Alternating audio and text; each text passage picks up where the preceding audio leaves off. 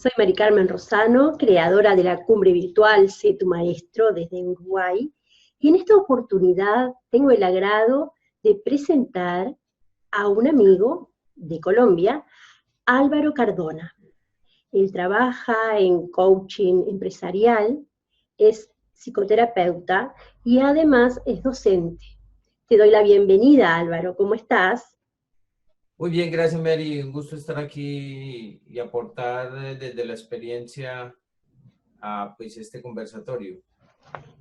Bueno, muchas gracias por haber aceptado esta invitación. Tú elegiste para hoy el título El viaje comienza con la autoconciencia de lo que somos. Me gustaría entonces que nos contaras de qué se trata esto. Bueno, pues, a ver, creo que pues todos tenemos una responsabilidad en el momento que estemos viviendo aquí en la Tierra. eh, y eso implica pues que nos miremos como seres humanos que estamos en un desarrollo.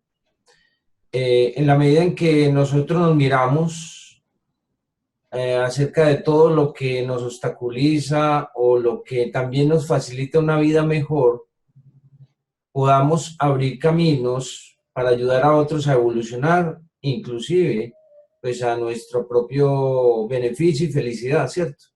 Creo que todos escogemos generalmente en la vida un quehacer, una labor, y en esa labor se transmite pues como una pasión, un deseo, un deseo profundo, un deseo natural, fluido. Entonces creo que el autoconocimiento es básico. Bueno, tendré pues oportunidad de contarte, bueno, por qué el estudio de la psicología y por qué también la labor de ser maestro. Bien, ¿sí? Tú te dedicas al coaching humanitario, ¿sí? ¿Es así? Coaching con enfoque humanista, Con porque enfoque. humanitario ya es otra cosa. Ah, bien, entonces cuéntanos de qué se trata el enfoque humanista. Bueno, el enfoque humanista es una corriente de la psicología que, digamos, también tiene mucho que ver con una actitud personal. Cuando uno estudia psicología hay muchas corrientes por las cuales uno puede elegir caminar y ejercer la profesión. Ujú. Me acuerdo que mi elección desde hace muchos años ha sido la psicología humanista. Bueno, eso tiene unas razones, porque antes de yo estudiar psicología, algún día escuché una conferencia sobre lo que era la psicología humanista y cuando escuché eso me sentí totalmente identificado. Al poco tiempo, cuando ya comencé a estudiar psicología, estuve vivenciando unos talleres de crecimiento Ujú.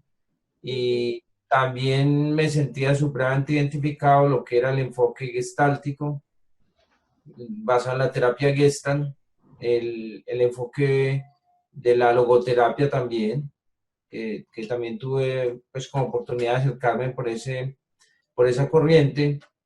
Y bueno, toda la propuesta de Carl Rogers centrada en el cliente o en lo que llama uno, pues, aprendizaje también centrado en el alumno. Ajá. Entonces, todo este aporte de la psicología humanista llevado al coaching es poder comprender que en un ámbito organizacional ejecutivo se requiere también articular habilidades humanas. Y esas habilidades humanas no es solo cuestión para mí de aprender como una habilidad manual, sino que todo lo que implica una habilidad humana implica un trabajo interno, sobre todo las habilidades blandas. Habilidades blandas como el liderazgo, como el saberse comunicar bien, como el trabajo en equipo, y que creo que no es solamente algo instrumental de aprenderse una técnica, sino que es una transformación, una actitud. Ujú. ¿Y podrías contarnos, Álvaro, a qué te dedicas actualmente y cómo has hecho este camino en el autoconocimiento, cómo ha sido tu trayectoria? ¿Nos podrías comentar esto?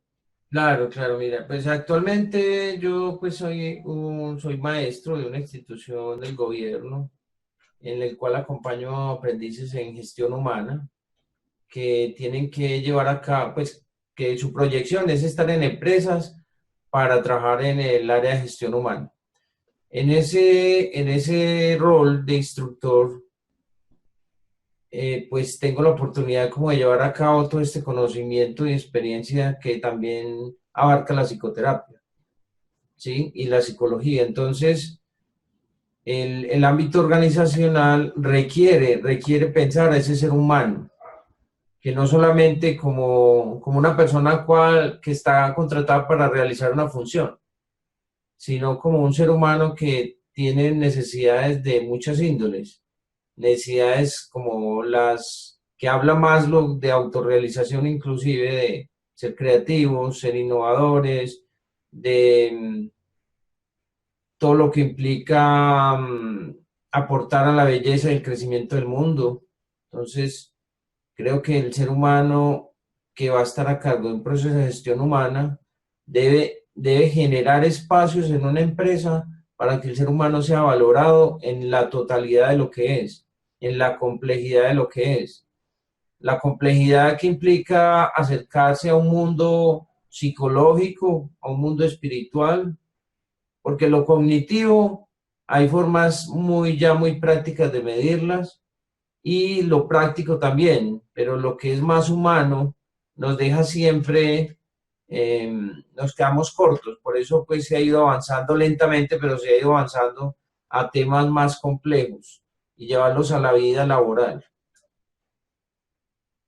Entonces, por ejemplo, el coaching ejecutivo, que aunque una empresa requiere resultados, también requiere un pensamiento, una filosofía. No es una filosofía que quede plasmada pues en un papel, en un reglamento, sino una filosofía que se encarne desde las directivas. Entonces, por eso es tan importante un coaching ejecutivo que permita que ellos se piensen de que su filosofía sí se está llevando a cabo con sus empleados. Uh-huh. Y esto de la empresa lo podemos aplicar también en la educación.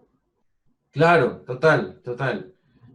Ya que he tenido la oportunidad de estar en esos dos ámbitos de trabajo, si en la educación, por eso uno como instructor, como maestro, pues tiene que generar ese espacio de reflexión para que ellos sean conscientes que en alguna medida el aspecto humano es clave en todo lugar y en todo momento de la vida. O sea, la sensibilidad ante el otro es clave. No tiene uno que llegar a ser psicólogo, ¿cierto?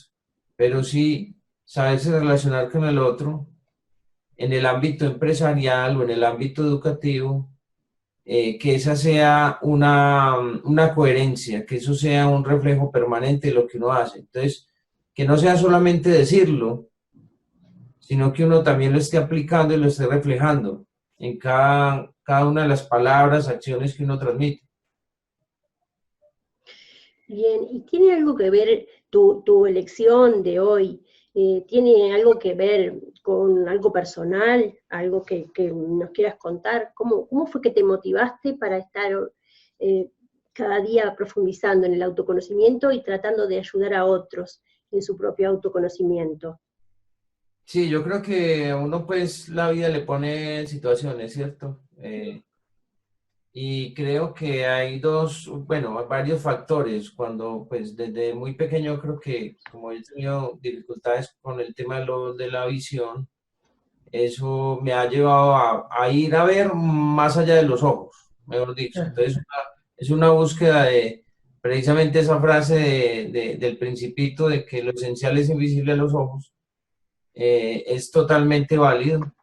Entonces esa misma dificultad que ha sido pues una lucha permanente me ha llevado a mí a profundizar más, no quedarme en solo lo que se ve, se puede tocar y se puede palpar.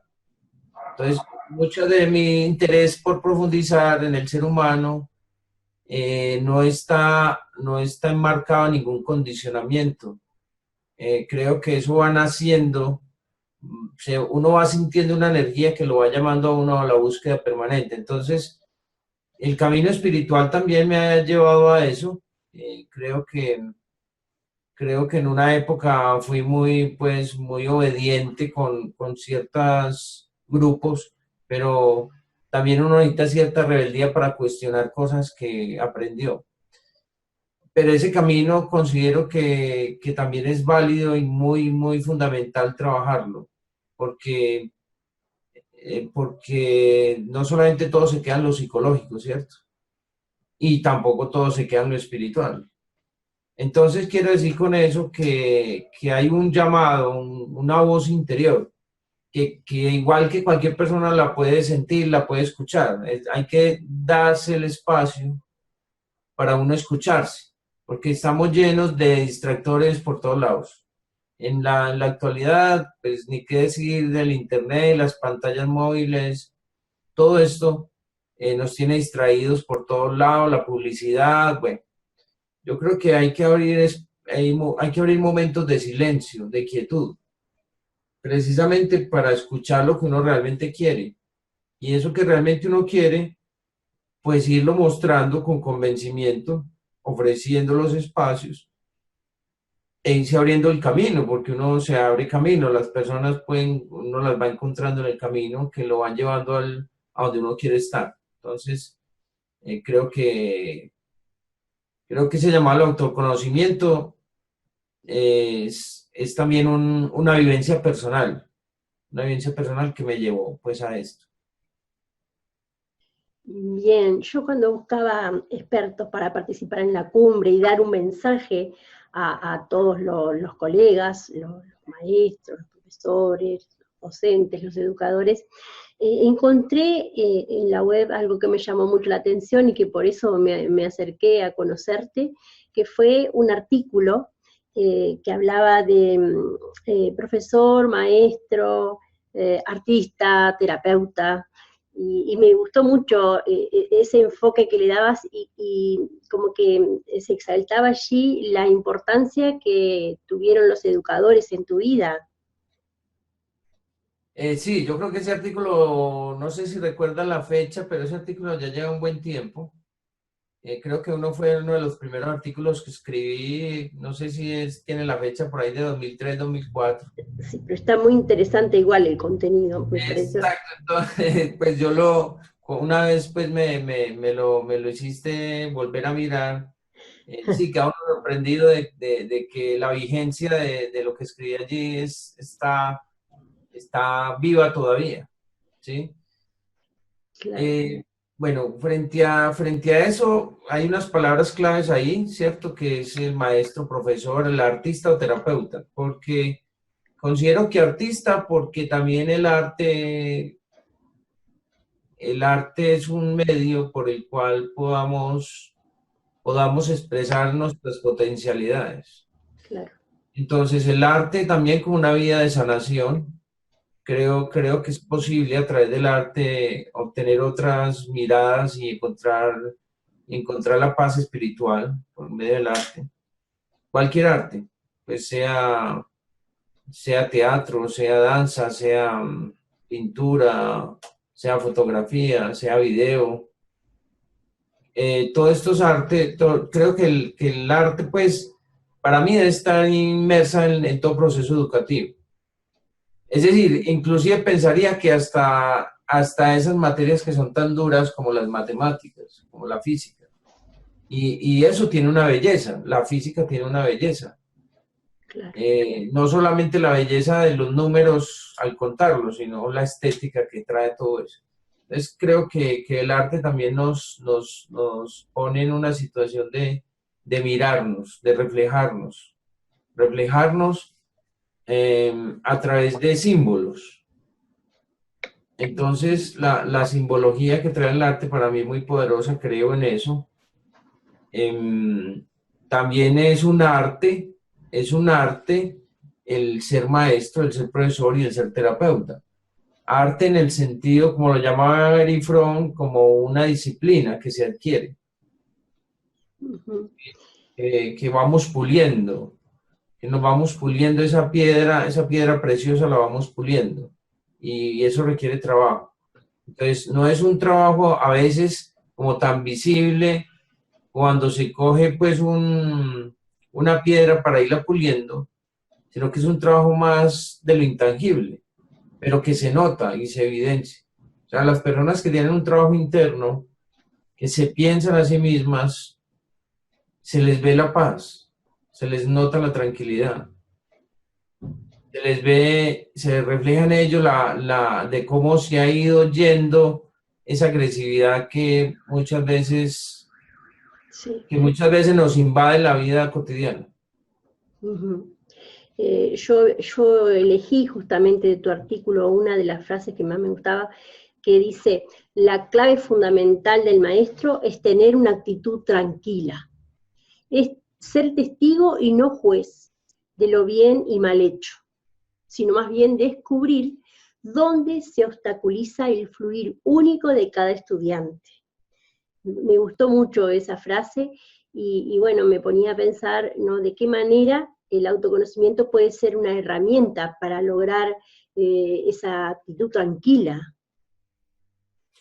Sí, yo creo que lo que te decía ahora es, si yo le enseño, o sea, si yo primero tengo ese trabajo, ¿cierto? De tranquilidad y seguridad, porque no es solamente estar tranquilo, sino estar seguro y confiado, ¿cierto? Esto viene también pues de toda una filosofía oriental, pues para mí es muy importante aprender de Oriente. Y en esa medida, ser testigo es que hay veces que uno tiene que mirar y hay que dejar que las cosas pasen y no, cuando digo dejar que las cosas pasen es observar en detalle qué sucede mientras se hacen las cosas. Ese mientras se hacen las cosas es lo que me dirá a mí si alguien lo hizo mal, o sea, un aprendiz hizo mal un proceso, se le olvidó, lo hizo mal el paso a paso, lo hizo con desgano. Todo eso me está diciendo a mí otra cosa, que no es solamente eso, o sea, eso es como un síntoma de otra cosa que habrá por debajo, ¿cierto? Entonces, darse a uno la posibilidad de que el aprendiz se piense en qué estará obstaculizando allí el proceso de hacer algo bien hecho. Entonces, todos saben, o al menos yo como psicólogo sé que todos tenemos resistencias.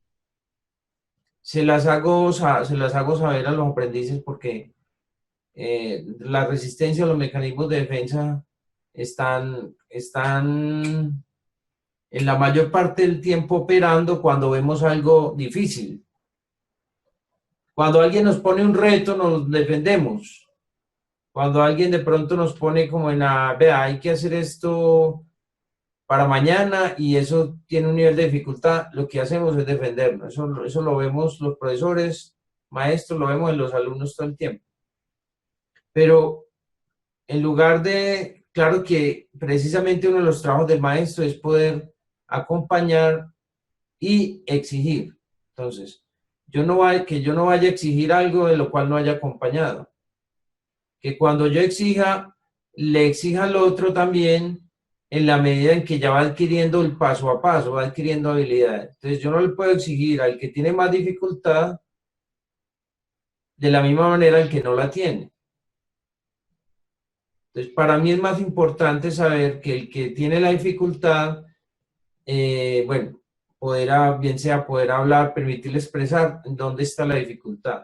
Entonces, a eso me refiero, pues que no es solamente juzgar y calificar, está bien, está mal, perdiste o aprobaste, sino saber qué pasa allí en ese mecanismo defensivo, porque los miedos se traducen en todo eso. ¿Sí? El miedo a hacer las cosas mal hechas, el miedo, etcétera, tanto miedo que puede haber. Entonces, muchos de esos miedos a poderse expresar, por ejemplo. Entonces, sabemos que en la vida académica todos pasamos por el miedo a hablar en público, por ejemplo. Y que en la medida, cuando uno ya quiere, pues, buena experiencia, de pronto, y si uno ha trabajado eso, uno ya lo va venciendo, pero no deja de ser un reto, porque uno hablar ante un público es una exigencia mayor. Pero eso en los muchachos que apenas lo están aprendiendo es un reto que requiere un acompañamiento. Entonces, para mí, por ejemplo, esa es una de las cosas que también les acompaño para que ellos lo vayan mejorando cada vez. Bien, bien, sí. Y siguiendo en esto de ayudar a los que acompañan, ¿no? Me gustaba también algo que vos decías, de pasar de la escucha del conocimiento a la escucha del corazón. ¿Eso Ajá, tiene que ver con la filosofía oriental también? sí, claro, claro, claro. Sí, totalmente. O sea, ahorita hablábamos digamos, de hacer esa pausa y escuchar la intuición, ¿cierto? Ese mensaje de la intuición que cada uno tiene, ese poder, eh, ayudarles a ellos que también lo desarrollen, ¿cierto? Que no es uno solo como maestro el que como maestro, que uno ha ocupado ese papel, sienta que le tiene mayor poder sobre los otros, porque ese es otro tema que creo que vamos a hablar, no sé, sobre el ego. Entonces, eh, lo que uno ve en la actualidad es que muchos que ocupan el papel de maestros, de guías, se ponen en la posición del que sabe más que los demás, que eso viene mucho de la educación tradicional, ¿cierto? O lo que decía la educación bancaria de Paulo Freire, ¿sí? De que hay que llenar los espacios vacíos en los aprendices. Entonces, no es tanto eso. Creo que un verdadero maestro debe tener la humildad de reconocer sus errores y no creer que tiene el título mayor como si fuera un rey. Pues no, eso es una figura, es un nombre que se le da, pero realmente un verdadero maestro no está alardeando de su conocimiento.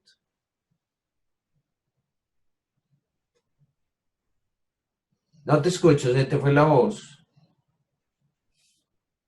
Perdón, yo decía que en uno de tus artículos había leído unos artículos un artículo de superación personal donde hablabas del ego, la sombra, es esto que estás hablando ahora. Te amplío un poquito de eso. Ujú. Bueno, mira, sí, entonces, ¿Cómo creo que, interactúan el ego, la sombra, el alma? exacto, entonces, bueno, el ego, como te lo venía comentando, pues es todos esos roles que asumimos, todas esas máscaras que asumimos, basado en en una posición laboral, en en un cargo o en un título o en un título de posgrado, de maestría, de doctorado. Y no, muchas veces nos escondemos ahí, ¿cierto? Yo soy doctor en tal cosa. Bueno, eso pues, para mí eso es relativo.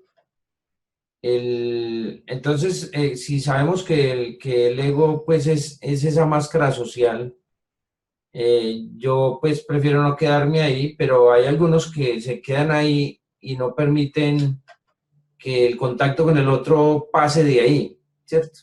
Entonces, bueno, y lo otro es que la sombra es todo aquello que yo rechazo en mí y si lo veo en el otro me fastidia. Entonces, precisamente, si yo no trabajo mis aspectos oscuros, si yo no los conozco, si yo no sé qué es lo que me desequilibra, pues voy a tener problemas con eso hasta que lo solucione. Bueno, esto viene de la teoría de Carl Gustav Jung, que en alguna medida creo que para mí ha sido muy revelador el poder seguirme preguntando todos los días cuáles son los aspectos más sombríos y poderlos integrar, reconocer. No porque yo tenga que ser como con ese aspecto, sino es que yo tenga que ser malo, ¿no? Pero sí saber que eso es parte de la humanidad, que eso es parte de lo humano, que eso está ahí, que cómo uno se puede acercar sin que le afecte, lo desestabilice. Y lo otro es que pues el punto del alma, de la esencia, es ese otro aspecto que es más poderoso que los dos anteriores, ¿cierto? Porque la sombra está muy escondida pero que sale en momentos críticos. El ego sale todo el tiempo, pero el alma casi que la queda ya más escondida que la sombra. Entonces puede estar puede ser que la sombra y el alma, el alma es más expansiva, estén andando juntos y no nos damos cuenta. Entonces la labor de la conciencia, la labor de nosotros es ir integrando eso, ir integrando lo luminoso y lo ominoso, o sea, lo oscuro. Y No sé si en la vida cotidiana, ¿cómo podemos ir avanzando hacia eso? Porque, bueno, eh, no es fácil, no es fácil. ¿Cómo es que podemos empezar a mirarnos y a entender todos estos conceptos de los que estás hablando?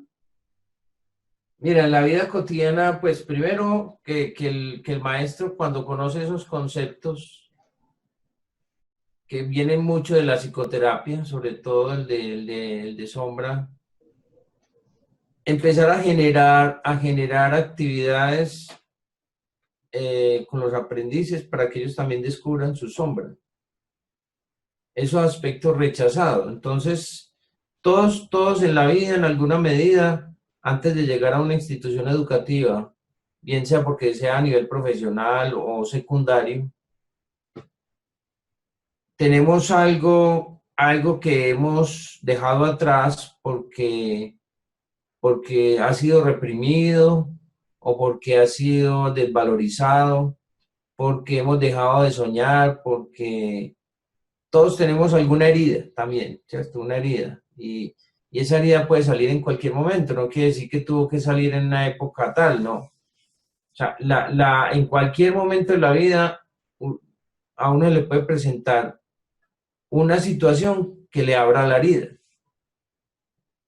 Entonces, si el maestro que está acompañando, sea cual sea, sabe que hay procesos críticos, pero que esos procesos críticos despiertan algo que tenía guardado la persona, pues permita ayudarle inicialmente, porque si no es terapeuta, pues tendrá que derivarlo a la persona especialista en eso. Entonces, creo que en la vida cotidiana es llevarlos a que ellos tomen conciencia de todo eso que rechazan. Precisamente el trabajo que a nivel mundial se está tratando de alcanzar es esa inclusión. Ser inclusivo es no rechazar al otro porque es diferente, ¿cierto? Ser inclusivo es decir, el otro, bienvenido el otro diferente, podemos convivir y no nos hacemos daño, sino que nos construimos en la diferencia. De todas maneras, qué importante es comenzar a aceptarme a mí mismo, ¿no? Y vos hablabas en tu trabajo también hablas de despertar sentido. ¿Cómo es ese, qué tiene que ver con todo esto, ese concepto? Bueno, Mary, sí. Mira, pues un proyecto del cual tengo ahí, pues, digamos, por ahora un poco parado por cuestiones de tiempo laboral que he tenido mucho actualmente. Pero ¿cuál es la idea básica? Para mí el despertar tiene que ver con esa toma de conciencia, ¿cierto? Ese darse cuenta de aquello de lo que me incomoda, por qué me incomoda, ¿cierto? Darme cuenta de potencialidades que he dejado abandonadas, Ujú. darme cuenta de todo lo que me pueda dar cuenta, de cómo yo también me saboteo a mí mismo, bueno, darme cuenta con la presencia de lo que vivo cada momento, o sea, poner la conciencia aquí y ahora, ¿sí? Entonces, ese despertar está muy llamado a eso, ¿cierto? De que hay puntos de los cuales tenemos dormidos.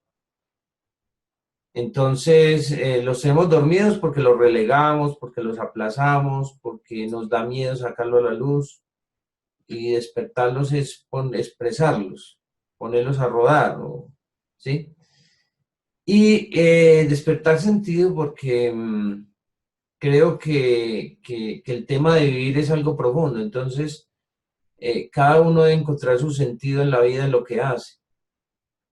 El sentido mío no es el mismo sentido del otro, Y encontrarle sentido es también encontrarle, pues, a las cosas que hacemos la alegría, la felicidad de lo que hacemos y que eso tenga unas repercusiones con otros,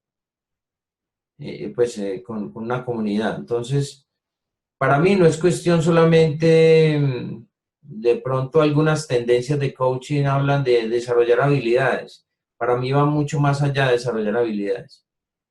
Es desarrollar el ser, la esencia. Sí, vos hablabas de desarrollar las potencialidades en algún momento. ¿Cuáles serían las potencialidades que debiéramos desarrollar como docentes, como maestros? Pues mira, o sea, el desarrollo del potencial humano es muy grande, ¿cierto? Pero una de esas que hablaba ahora es la conciencia plena, la atención plena o la presencia, ¿sí? Eso implica estar muy alertas y no reaccionar con el automático. Entonces, reaccionar, tomar conciencia de las emociones, de lo que me mueve, de lo que, ¿cierto? Lo que me apasiona, de lo que me desmotiva. O sea, estar muy consciente de eso, ¿sí? O sea, ese acto de conciencia es fundamental para mí. Creo que, bueno, esa es una de las, digamos, de las actitudes prácticas que se puedan llevar a cabo.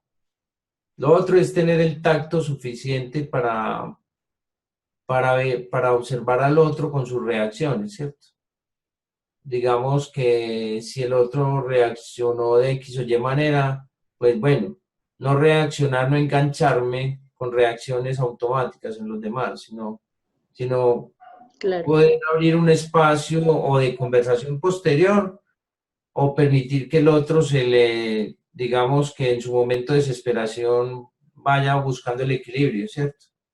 Y la otra actitud fundamental es la congruencia, la coherencia. Yo pienso que ser coherentes con eso. Ahora, no quiere decir, porque puede quedar una imagen de que entonces por ser humanista, por ser testigo, entonces uno se queda tranquilamente con la paz interior, dejando que las cosas sucedan como tal. No, yo pienso que lo primero es saber observar, ser testigo y después actuar, no al contrario. Ahora, hay momentos de mucha conexión intuitiva que uno sí puede actuar, pues no te sabría decir cuál es exactamente porque cada momento y cada situación, pero lo que digo yo es que la acción debe estar acompañada, no es solamente una observación de que lo que pasa pasa y la tranquilidad y la paz total, no. Hay que observar, hay que buscar la tranquilidad, pero también hay que actuar. Entonces, habrá momentos donde nos tenemos que poner más activos, más, digamos que nos toque redoblarnos en energía para producir más, ¿sí? Entonces, no es negar esa otra parte de hacer algo para construir con los factores de tiempo que se nos viene a todos encima, ¿cierto? Que todo tiene un límite. Entonces, no es quedarse pasivo, tranquilo, no, hay que actuar. Ahora, eso también en el tema emocional. Habrá momentos donde en la labor de uno como maestro, a algún alumno le despierte la ira, ¿cierto?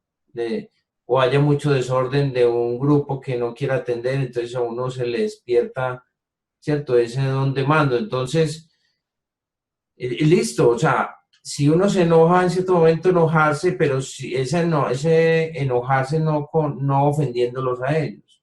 Es un enojarse de reflexionar sobre el tema, pero también que sea un motivo para decir, venga, paremos, reflexionemos qué está pasando, ¿cierto?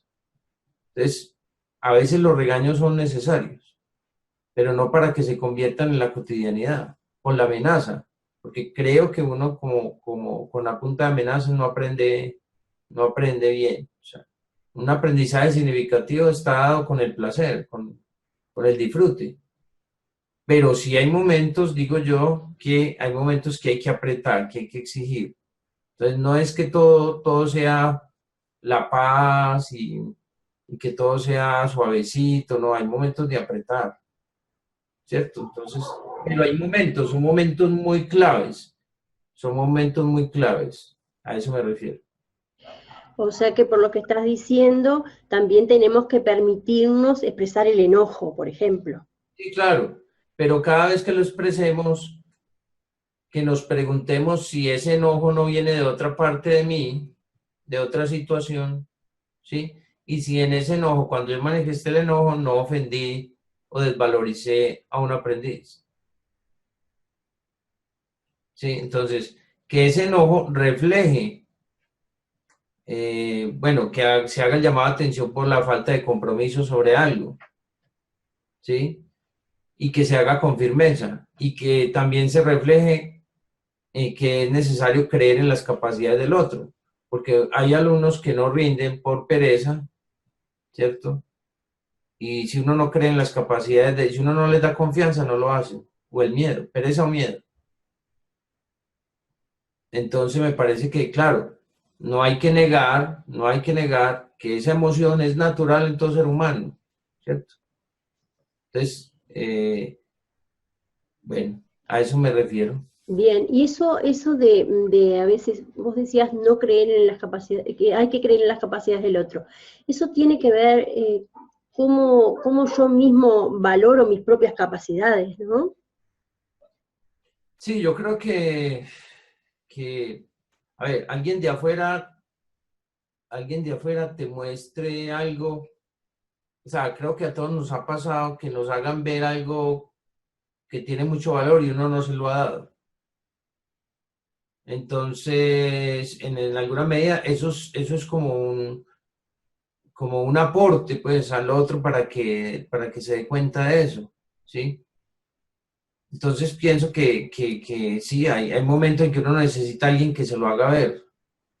A veces no es de la mejor manera, a veces no es de la mejor manera, pero precisamente esa es la labor que tenemos que hacer nosotros los maestros, preguntémonos cómo lo hacemos.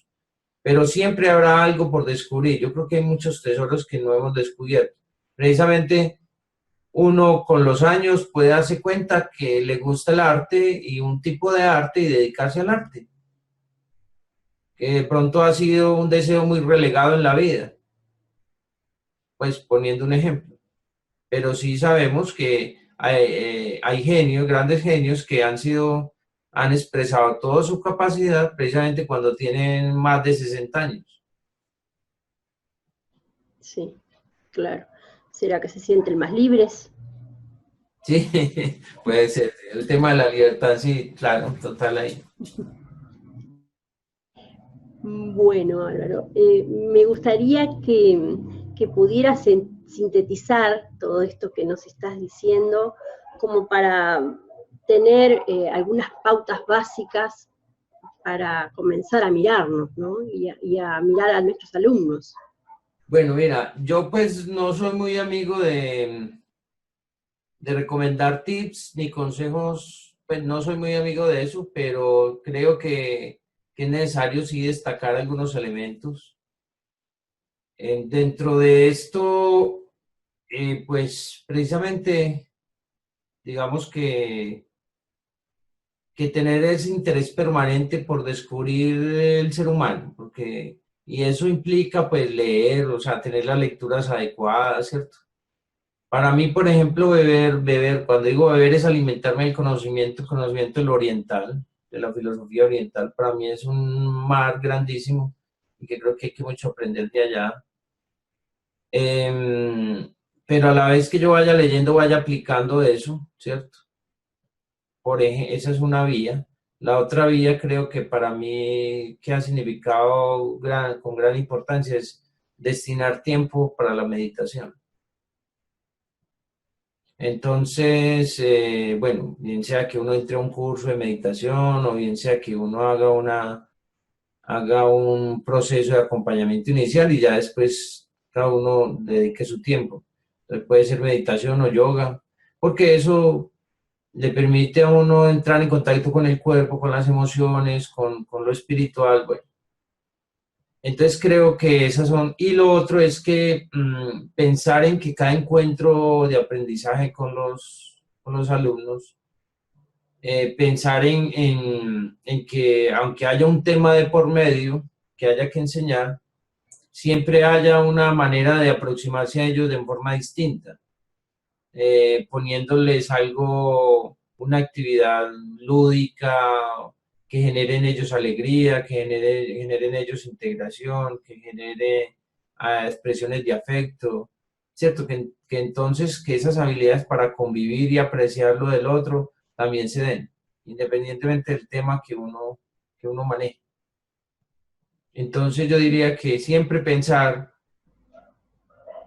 al menos en cada clase, cómo está uno tocando a esos seres humanos. No solamente porque cumplieron la meta de aprender un concepto o no, un procedimiento, sino, bueno, yo en la relación con ellos, porque desde que empieza una clase, desde que entran a un salón de clases, hasta cómo se despiden, eso ya nos está hablando de cómo se interaccionan ellos con las figuras de autoridad, con la sociedad y con todos los retos que tienen al alcance. Sí, es un proceso, ¿no? Es un proceso en el que estamos y que en este siglo XXI como que tenemos que prestar mayor atención a todas estas cuestiones de las que estás hablando. Bueno, Álvaro, la verdad que muy agradecida. Me gustaría que nos comentaras cómo podemos seguir en contacto contigo a través de las redes o de tus actividades. Ah, bueno, Mary, pues no, pues yo tengo ahí una página, pues próximamente estaré renovándola con una nueva versión, pero la página es despertarsentido.com. Ajá. Allí o en las redes sociales, pues, bueno, no recuerdo mucho porque tampoco he vuelto a interactuar con las redes sociales por tanta ocupación, pero en la página están los correos, sin embargo, hay un correo al cual me pueden escribir. Yo estaré pues respondiendo en la medida de lo posible, que es a de Álvaro, D de Diego, Cardona M, @gmail.com. Entonces, bueno, ya, poder generar pues cualquier contacto y en lo que les pueda compartir sobre este conocimiento y bueno, generar redes también de aprendizaje común. Bien, sí, la verdad que creo que es muy importante que sigamos en contacto como para ir intercambiando ideas, para ir conociendo los aportes desde distintos lugares. Así que bueno, por el momento te estoy muy agradecida y seguimos en la cumbre virtual, escuchando Bueno, estas... genial, genial. Estuvo genial la conversación. Creo que también me llevo muchas reflexiones sobre esta charla que tuvimos. Muy agradecida por haberme invitado, Mary, y bueno, a todos los que nos escuchen, pues estamos abiertos a conversar, a generar lazos profesionales y de amistad que necesita uno acompañarse en esto, en esta labor, porque esta labor no debe ser solamente algo muy privado ni algo que genere soledad. La búsqueda también de la cualificación del ser humano implica acompañarse de otros. Sí, además que queremos llegar a la mayor cantidad de colegas posible como para ir acompañando este cambio de conciencia, ¿no? Que se da en todos los lugares. Así que, bueno, muchas gracias, seguimos en esto. Vale, Mary. Saludos a todos.